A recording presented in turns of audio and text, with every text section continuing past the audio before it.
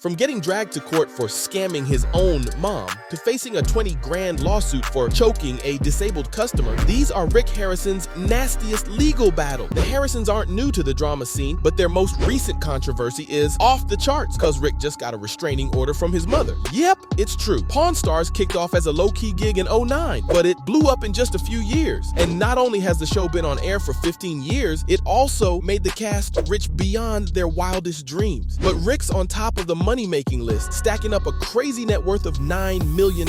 And these guys might look like the sweetest TV fam you've seen, but off camera, they're all about the Benjamin. And even the 81-year-old Joanne Harrison is hungry for the big bucks. Cuz she just slapped her son with a restraining order, and Joanne isn't letting him anywhere near that family stash. You're probably wondering why she's so pissed at Rick. Well, it turns out that Rick scammed her into giving up 51% of the company's shares. The pawn shop has been around since the 80s, but it's only recently become a big deal. Joanne and her husband, old man Richard Harrison, started the joint together, and she had the majority ownership with that 51% stake. But then she went into a coma in 2001, and she claims that her son duped her into signing her ownership over to him. The old lady also claims that she had no clue what she was getting into, and that Rick took advantage of her mental state at the time. But the old man assured her that it was nothing, and that Rick was just looking out for her shares. I mean, the guy who wrote poems was as big as a huge author or a really big actor. Exactly. She might have gone with the BS back then, but now that the Pawn Stars franchise is worth $25 million,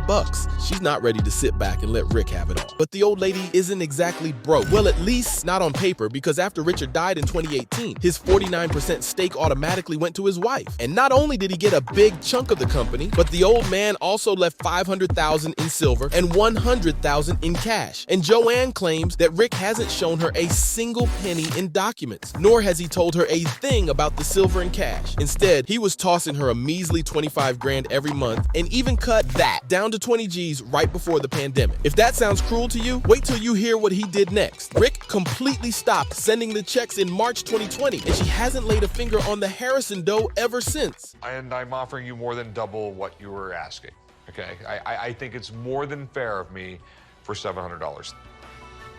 But here's a question that'll get your head itching. Why the hell does an 81-year-old even need that kind of cash? Well, it turns out that Joanne's medical bills alone cost 15 grand. That's right, 15K every month. She's going head to head with Rick. But don't let that fool you, because Joanne needs someone watching over her 24/7. And she has a ton of health problems that are draining her bank with an insane 15 grand bill. It's also weird to me that that's called a bunghole, by the way. Aye. You know, I had to say it. That's what that's called. That's called a, you know. Yes, it is. It is a bung. Plus, her request for the restraining order went to show that Rick might just be the worst son ever. Cause she said that while Rick is living his best life, calling the shots with the family businesses, his own mother can't even pay her medical bills. So Joanne had no choice but to sue him and keep him from hiding any more assets from her. And after news of the legal battle broke out, fans of the show were shocked, because it's not every day that you see your favorite TV star get dragged to court by their own parent. But it looks like Rick was the most surprised, cuz he claims that he had zero clue about the lawsuit. Come on, Rick, that's pretty hard to believe. But hey, I guess the guy has to play innocent now, because he said that he believes his mother is being manipulated by someone and isn't in her right mind, because otherwise she would have never dropped a lawsuit on him without a heads up. He's claiming that he found all about this legal drama from the news. Yep, sure, buddy. Plus, he also said that he's been trying to reach out to her for the past few months, but got no reply at all. A gallon could be a different measurement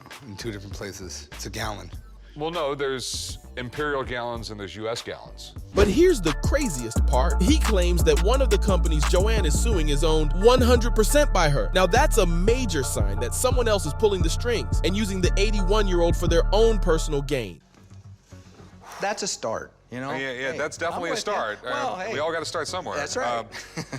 I think you're asking way too much. Okay. But for now, Rick is in some deep shit, and he's gonna need way more than these comments to prove his innocence. But the clock's ticking for him. Cues if Joanne wins the lawsuit, then it's a one-way ticket out of celebrity land and back to the streets for Rick. But it doesn't look too bad for him, cause this isn't his first rodeo in the courtroom. Rick and his family have been at the center of legal dramas more times than I can count. Like the time Pawn Stars sued a legit pawn shop in Florida. In 2011, the A&E Network's legal team sent a cease and desist letter to Frank Bishop for having a real pawn shop named Pawn Star. They straight up called it fraud. But if the geniuses had done their homework, they would have found out that Frank's shop had been around way before the TV show had even aired on A&E. And when the attorneys demanded that he change the store's name or face some serious legal heat, they had no idea that Frank had the upper hand on them. He wasn't going to back down to some fancy lawyers and fired back with a strongly worded letter from his own attorney. He pointed out that he had legally registered his shop's name a whole 3 years before the TV show and straight up told them to take a hike. But hey, he did agree to give them the trademark if they paid the right price. Frank said, after all, this is America. You want something, you write a check. So the plan backfired big time. But it's not always the Harrisons' fault. Sometimes it's the big shots like the A&E Network, because A&E were sued for $5 million for stealing the Pawn Stars. You heard that right. The family got caught in a legal battle again in 2012. But this time, none of them were the defendants. Instead, it was all about A&E's two top execs. Venture 1AB had signed the whole Pawn Stars cast in 2007 and claimed that they landed them the gig. That had become the most watched reality show in America. But the Harrisons dumped the agency soon as they hit the fame train. Venture accused DeBeacon Donahue, the A&E bigwigs, of convincing the cast to drop them and instead sign with their buddy Michael Camacho, an agent from UTA. So they demanded a fat $5 million payout to make up for the future commission they'd lost. And while the rest of the family has been safe from trips to the court, Rick and his old man are the MVPs when it comes to legal battles because they were once sued for 20,000 big ones by a customer. It's no secret that things get tense in the pawn shop. Sometimes the pawnbrokers get scammed and sometimes they drag out customers